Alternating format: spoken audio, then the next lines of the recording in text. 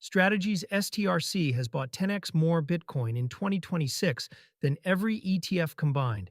Strategy's dollar-denominated preferred stock, STRC, has absorbed roughly 77,000 BTC since the start of 2026, 10 times the combined net intake of every U.S. spot Bitcoin ETF over the same period, according to a Cointelegraph post citing research firm River.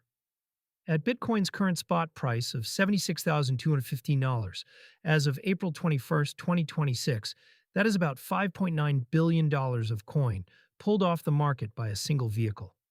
STRC is a relatively new addition to the Strategy capital stack.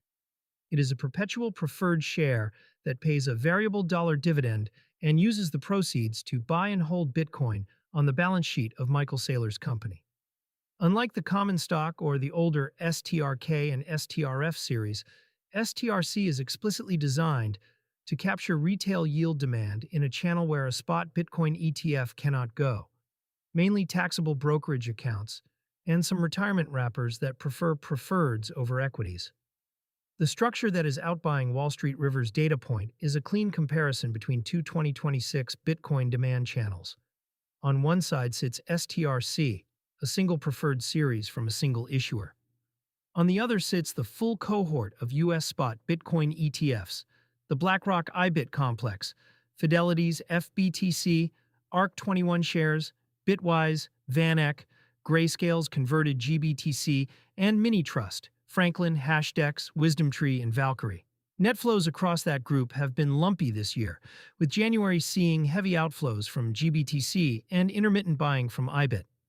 The 77,000 BTC figure for STRC, therefore, is not just larger on a gross basis, it is materially larger than the group on a net basis once redemptions are stripped out. The mechanical explanation is capital structure. Each STRC share issued converts directly into Bitcoin purchases at Strategy. There are no authorized participants creating and redeeming baskets, no market makers offsetting fund inflows with spot borrow.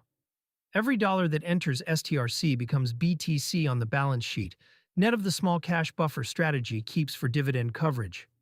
Why retail yield demand matters here, STRC pays a floating dividend reset mechanism that tracks short-term rates plus a spread. For a retail investor comparing yields, a preferred stock paying a high single-digit dollar coupon, backed by an asset with a 2.4% 24-hour move, is a different animal from a plain spot ETF that pays nothing. The yield hook is the reason STRC has drawn so much capital despite being a relatively obscure instrument. It also sidesteps one of the quieter problems in the ETF complex. Spot ETF holders get Bitcoin exposure, but the shares do not generate income. STRC holders get a dollar yield, plus a claim on Bitcoin collateral, sitting on Strategy's balance sheet. That combination is closer to what fixed income allocators expect, which widens the addressable buyer base. Implications for 2026 demand narratives. For most of this cycle, the dominant demand narrative has been ETF flows. River's number complicates that. If a single preferred stock issued by one Virginia-based software-turned-treasury company is sucking up 10 times what the whole ETF complex is absorbing, then the ETF data alone understates the institutional and near-institutional bid for Bitcoin.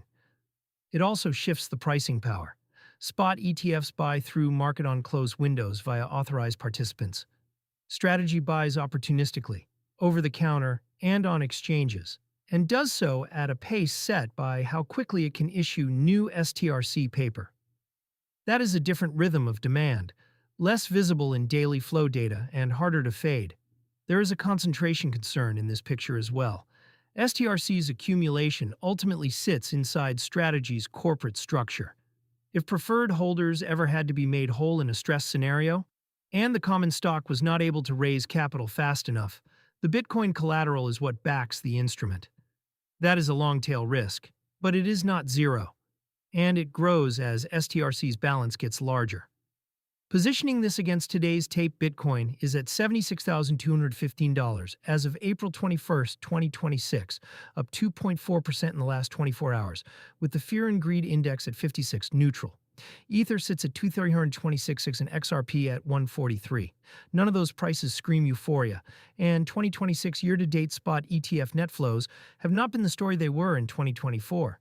Against that backdrop, a vehicle that has quietly accumulated 77,000 BTC in 4 months is the single biggest demand input in the market that is not being priced as such. Saylor's company has been back in the green on its Bitcoin cost basis since BTC cleared $75,575 earlier this month, which removes the overhang of a distressed seller narrative. With STRC still issuing paper and Bitcoin ETF flows sluggish, the split between who is actually buying is now wide enough to matter.